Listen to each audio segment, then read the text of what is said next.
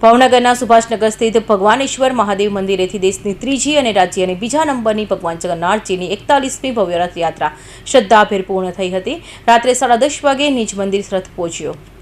ભાવનગરની રથયાત્રામાં કેન્દ્રીય રાજ્યમંત્રી નીમુબેન બાંભડિયાએ સોનાના સાવરણાથી પરંપરાગત છેડા પોરા અને પહિંદ વિધિ કરી રથયાત્રાનું પ્રસ્થાન કરાવ્યું હતું. આ પ્રસંગે કથાકાર મારુરી બાપુ, મેયર ઉષાબેન તલરેજા, ધારાસભ્ય સેજલબેન પંડ્યા તેમજ સંતો, મહંતો અને વહીવટીતંત્રના ઉચ્ચ અધિકારીઓ ખાસ ઉપસ્થિત રહ્યા હતા.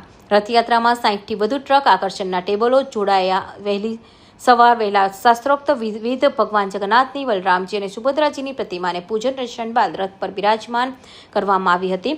પરંપરા મુજબ ભોઈ સમાજના યુવકો દ્વારા દોરડાથી રથ ખેંચી આગળ ધપાવવામાં આવ્યો હતો. આ રથયાત્રામાં 60થી વધુ ટ્રક, ટ્રેક્ટર, હાથી ઘોડા, અખાડા, મિની ટ્રેન અને સામાજિક જાગૃતિ દર્શાવતા વિવિધ આકર્ષણ ફ્લોટ્સ જોડાયા હતા. શ્રેષ્ઠ ફ્લોટ્સ માટે સ્પર્ધાનું આયોજન પણ કરાયું હતું, જેમાં વિજેતાઓના ઇનામ આપવામાં આવશે. યાત્રામાં ભક્તો માટે 3 ટન ચણાના પ્રસાદની વિશેષ વ્યવસ્થા કરવામાં આવી હતી.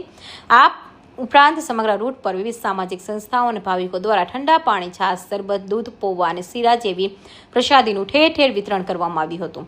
સમગ્ર શહેર જય જગન્નાથ, જય ઘોષ અને ભક્તિમય વાતાવરણથી ગુંજી ઉઠ્યું હતું. આ રથયાત્રા શહેરના નિર્ધારિત 17.5 કિલોમીટરમાં માર્ગ પર ફરીને રાત્રે 10 વાગે નિજ મંદિરે પરત ફરશે. યાત્રા શાંતિપૂર્ણ માહોલમાં સંપન્ન થાય તે માટે 4000થી વધુ પોલીસ કર્મીઓ, SRP અને હોમગાર્ડ જવાનો ચુસ્ત બંદોબસ્ત ગોઠવવામાં આવ્યો છે.